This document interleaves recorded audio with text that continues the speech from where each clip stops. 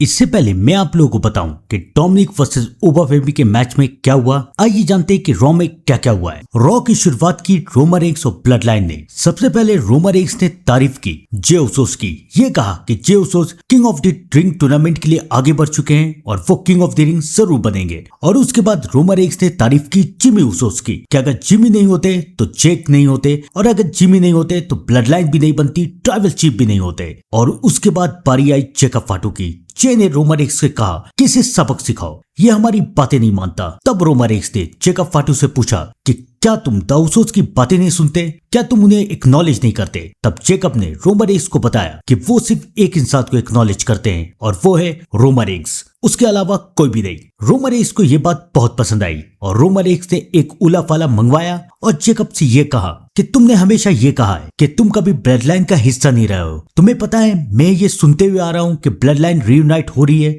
लेकिन blood line तो हमेशा यहीं से थी। यकुजुना, रिकिशी, वाइल्ड समून, द उसोस, रोमन रेंस सब यहाँ पर थे। तो यानी ब्लड लाइन हमेशा से डब्ल्यूडब्ल्यूई में थी और अब तुम भी इस ब्लड लाइन का हिस्सा बनोगे। और उसके बाद रोमन रेंस ने ओला फाला जेकब फाटू को पहना दिया। हाँ, जे को ये बात पसंद नहीं आई, लेकिन जे वहां कुछ नहीं कर सकते थे। सब कोई रिंग से बाहर जा रहे थे और रिंग के बाहर रोमन रेंस की मूवीज स्ट्रीट फाइटर के रोमन रेंस के कलीग आंद्रे बैठे हुए थे। रोमन रेंस ने जाते जाते उनसे बाय कहा। जे गुस्से में वहां से चले गए। जिमी उसोस ने भी आंद्रे को बाय कहा, लेकिन जब बारी जेकब की आई तो जेकब को गुस्सा आ गया। जेकब आंद्रे को मारने के लिए रिंग के अंदर ले गए। सब कोई वहां पर आ गए। तब रोमन रेंस भी वहां पर आए और रोमन रेंस ने पहले तो जेकब को रुकने के लिए कहा। जेकब रुक गए, लेकिन फिर रोमन रेंस ने ये कहा कि अटैक करो, और तब जेकब ने एक बार अटैक किया और रोमन रेंस के कहने पे दूसरी बार भी। और तब रोमन रेंस ने सबको वार्निंग दी कि ब्लड लाइन के साथ अगर मजाक करोगे तो यही अंजाम होगा। ये साबित करता है कि रोमन रेंस हील टर्न कर चुके हैं। उसके बाद बैक स्टेज में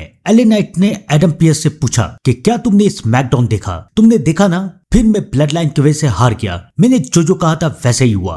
रोमन रेंस ने टाइटल जीता, रोमन रेंस ने ब्लड लाइन बनाया और अब रोमन रेंस सबको डोमिनेट कर रहा है। और सोचो अगर सोलो भी रोमन रेंस के पास वापस आ गया तो क्या होगा। एडम पियर्स ने एले नाइट को समझाया कि सोलो रोमन रेंस के साथ काम नहीं करता है, लेकिन एले नाइट को इस बात पे यकीन नहीं है। उन्होंने एडम पियर्स को धमकी दी है कि वो रोमन रेंस और ब्लड लाइन को सबक सिखा के रहेंगे। तो अब एले नाइट रोमन रेंस के पीछे जाएंगे, लेकिन अब रोमन रेंस एले नाइट के ऊपर अटैक करके उन्हें सबक सिखाएंगे। आपको क्या लगता है कमेंट में जरूर बताइएगा। आज के रॉ में सेथ रॉलिंग्स ने ब्रॉन बेकर को नाइट ऑफ चैंपियंस के लिए स्टील केज मैच के लिए चैलेंज कर दिया है। आयु sky queen of the ring finale में पहुंच चुकी है। तो अब आइए जानते हैं कि डोमिनिक वर्सेस ओबा फेमी के मैच में क्या होगा। अगर इस मैच में ओबा फेमी जीत गए तो वो नाइट ऑफ चैंपियंस पे जाएंगे, लेकिन तब भी वो हारेंगे क्योंकि वहां पर ब्रॉक लेसनर आके ओबा फेमी को हरा देंगे। या शायद ये भी हो सकता है कि आज ही के रॉ में ब्रॉक लेसनर आके ओबा फेमी को हरा दे, क्योंकि ब्रॉक लेसनर और ओबा फेमी का मैच समर स्लैम में लिखा हुआ है। अब चाहे ब्रॉक लेसनर आज के रॉ में हराए